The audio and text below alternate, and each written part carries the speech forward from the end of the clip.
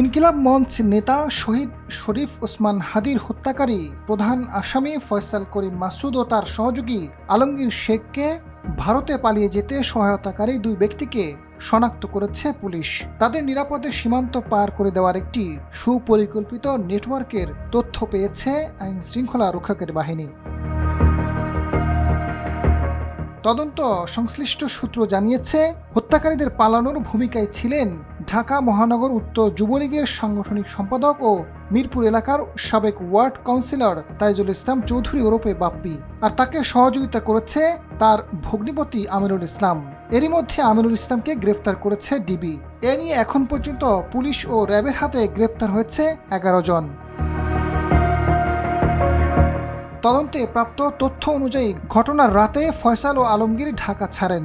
একাধিক যানবাহন পরিবর্তন করে ময়মনসিংহের হালুয়াঘাট সীমান্তে পৌঁছান। সেখান থেকে তারা ভারতে পালিয়ে যান। সীমান্ত পারাপারের পুরো ব্যবস্থাটি সমন্বয় করে যুবলীগ নেতা তাইজুল। তিনি ভারতে অবস্থান করলেও দূর থেকেই নির্দেশনা দেন।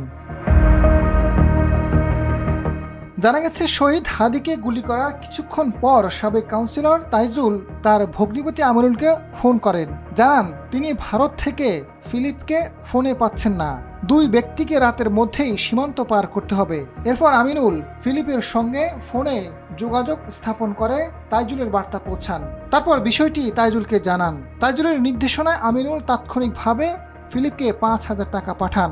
ফয়সাল ও আলমগীর ঢাকা থেকে কয়েক দফা যানবাহন পাল্টে ওই রাতে হালুয়াঘাট সীমান্তে পৌঁছান। সেখান থেকে দুজনকে ফিলিপ সীমান্ত পার করান। ডিএমপির অতিরিক্ত কমিশনার মোহাম্মদ শফিকুল ইসলাম জানান, ফয়সাল ও আলমগীরকে পালাতে সহায়তার অভিযোগে আমিনুল ইসলামকে গ্রেফতার করা হয়েছে। ঘটনার সঙ্গে জড়িত অন্যান্যদের গ্রেফতারের চেষ্টা চলছে। আমিনুলকে প্রাথমিক জিজ্ঞাসাবাদ ও তথ্য প্রযুক্তির মাধ্যমে বিশ্লেষণ করে তার সঙ্গে ঘটনার দিন ফিলিপ ও তাইজুলের যোগাযোগের তথ্য পাওয়া গেছে। আমিনুল চোরাই মোবাইল ফোন কেনাবেচার সঙ্গে যুক্ত। আমিনুলকে জিজ্ঞাসাবাদের জন্য আদালত 5 দিনের রিমান্ড মঞ্জুর করেছেন।